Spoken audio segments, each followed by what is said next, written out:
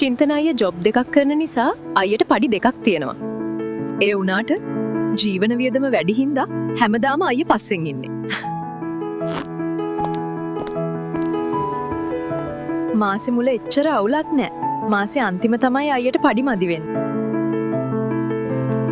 මාසේ අන්තිමේ අයියා පැදලා තමයි කීයක් හරි හොයාගන්නේ වාහනේ. කොට අදින්න අපි අලි කියලා හිතුවද බල්ලෝ? දෙනවා නම් ෆුල් එකක් දියන්. මෙන්න මේ වෙලාවට තමයි හිතෙන්නේ අයියා පස්සෙන් ආව නම් කොච්චර හොඳද කියලා. මොකද කියනවනම් අයියා තමයි අපේ පවුලේ හයිය.